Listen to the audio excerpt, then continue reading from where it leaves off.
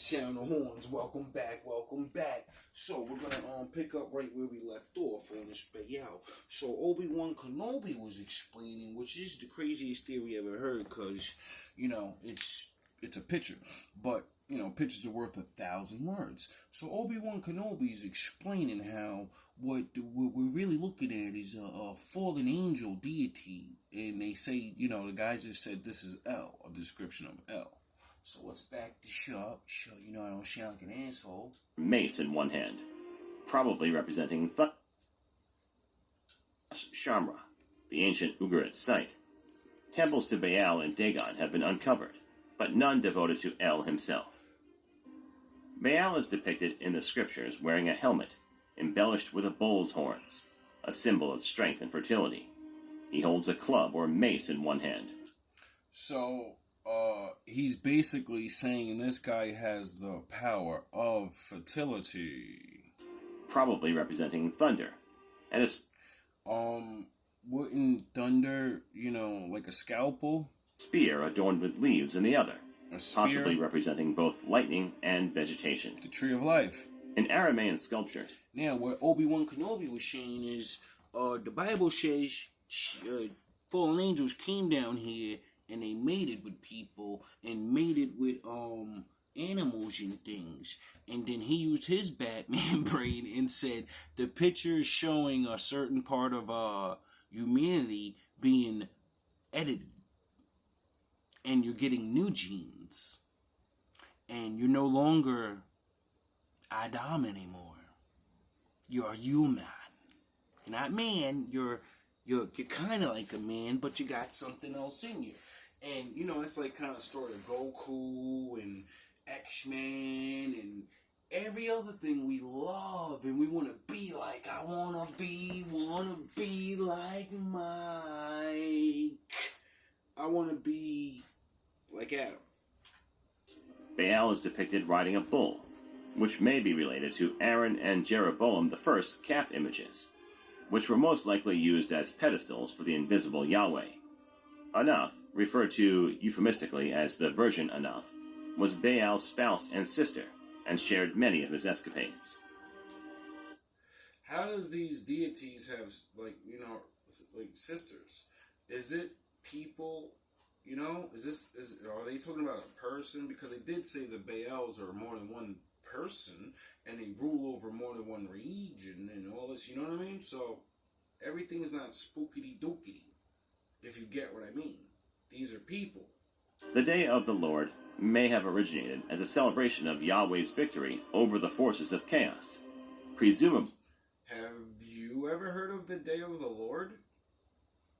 How come we don't celebrate that day? Is it a good day? I don't know. It sounds like a dope day. Day of the Lord. But then you read the Bible, and the Day of the Lord is when he comes back. And it's a good thing for the good people, but it's not a good thing for the bad people. Because their day is over.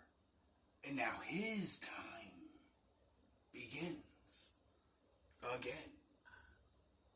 But the real Father, the Most High, he never loses. He doesn't understand that. That doesn't compute. So it's always his time because he controls everything. So, maybe this Day of the Lord is representing one of his messengers with sound horns. I don't know. I'm speculating. At the New Year festival in the Jerusalem temple. I need to actually study more of these things. In a rite derived from a Canaanite predecessor. There is evidence that Baal and other Canaanite deities were worshipped in Egypt, but without becoming a serious threat to the native Egyptian religion. The situation was different in... You know what I always wondered? How come when Bible talk is talked and what the fuck happened to Ham? What happened to him and all his people? What are their names? Are they called Hamites all the time? What did they turn into? You get it? Shem ends up making the Israelites. Get it? The Jews and the Hebrews Hebrews or whatever. Get it? And then the book says Ham made all the other black races. And so, would you say they were Egyptians? Israel, where, through the processes of syncretism, the worship of Yahweh was profoundly influenced and threatened by alien elements from the Baal. And if Egyptians and the Israels, their grandfathers got off the same boat because they had the same father, would they have the same belief in the Lord but their own separate way of doing it? I wonder, because there seems to be this yin and yang thing. There's two sides, but the father's in the middle to bring it all together. Cults. This was due to two main factors. First, the Israelites did not drive out the Canaanites, but intermarried with them, thus raising the problem of the interrelationship of Yahweh and Baal. Second, Yahweh had... So everybody that likes to deep throat the dudes back in the day, like Joshua, Moses' predecessor and everything, and he went to the promised land, hooray! He conquered. They did the thing, dog. And then instead of destroying all of them like the Lord told them to, he said, get rid of them. They're gonna fuck you up if you don't get rid of them. And, you know, the Jesus inside of us, the love and compassion of the Lord, and the booty and beauty of those women had to be awesome, because everyone pulled the fucking King David right away and said, nah, we're not gonna get rid of them. We gonna marry them. We do what we want to do. And the Lord said, yeah, you right. Given Israel a considerable victory over the Canaanites, you right. And his supremacy was unquestioned. Baal was considered the most powerful of all gods, eclipsing El, who was seen as rather weak and ineffective. In various battles, Baal defeated Yam, the god of the sea, and Mot, the god of death and the underworld.